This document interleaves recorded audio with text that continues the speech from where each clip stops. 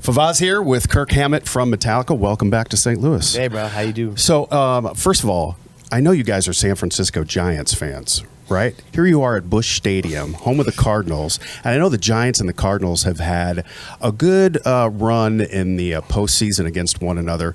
Do you guys talk about that at all, playing Busch at all? How weird it's going to feel, or does it? Yeah, I'm kind of like the wrong guy to ask that question, because... Is that a James question? That's more a James question. I mean, my head has been in the Pacific Ocean surfing for like the last 6 months. And so ask me something about the Fuji Pro, and, I can tell you, well, I don't know shit well. about the Fuji Pro, so I can't help it. All right, well, how about this? 1985, the first time Metallica played St. Louis at a bar in South County called Reflections. Yes.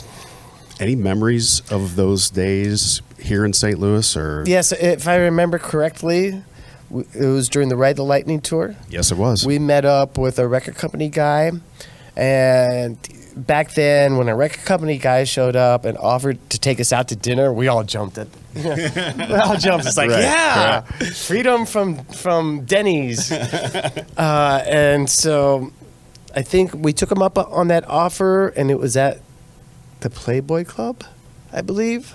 There was one called. And I remember. It was around then, but. I remember us going in, into it was just taking up too much time, and so I remember we had to leave right from the Playboy Club where we were having dinner, then straight to the nightclub, into the dressing room, grabbing our instruments and going straight on stage. No warm up or practicing or just time to just kind of glance around and see what was happening.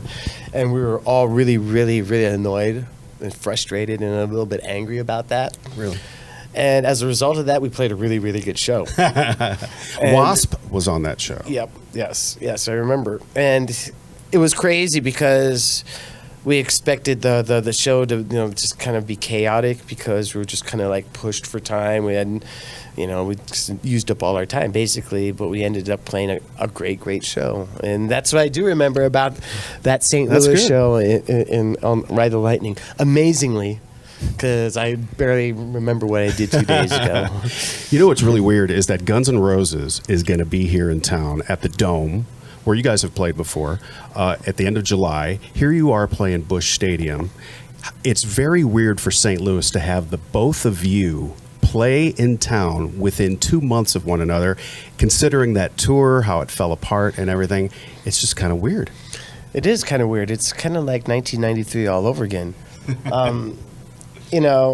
I'm glad that they're out there doing it. I know that at one point they got a little bit miffed when I called them, a retro act or whatever. But I didn't mean it that way. I just want them to make an album, and I'm glad that they're back to being the band that we all knew that they were being, or a close, pretty close version of it. And I'm glad that Axl and Slash are together. That's a great thing because they're a good combination. What was it like between all of you guys though back then? Were you friends at one point? We were friendly. And then it stopped. We're friendly. I mean, it's just like it's as friendly as two big bands who are like two big rivals. Two big egos. Yeah, could be. I mean, there's going to be a little bit of like give and take. Push and pull. Love and hate, and all that. But in retrospect, I think Slash is a diamond geezer. He's into horror movies and all the same stuff that I'm into. Right. And I didn't even know it at the time. If I would have known that at the time, I think Slash and I would have had a completely different relationship. I think he's a great guitar player, and he's doing a lot just to keep the enthusiasm of guitar alive, which I really, really appreciate. And I'm glad that they're back together and doing stuff, and I'd love to hear some new material. We'll see. You never know. Chris Cornell, Greg Allman passing away. You friends with either or? I have known Chris. I knew Chris Cornell. I had known him since 1988 when they were a bar band. They used to come down from Seattle and play San Francisco. They'd play with the Melvins. They'd play with all these different bands, San Francisco bands, and I really liked Soundgarden. I mean, they're a great band. I liked Chris Cornell's solo stuff.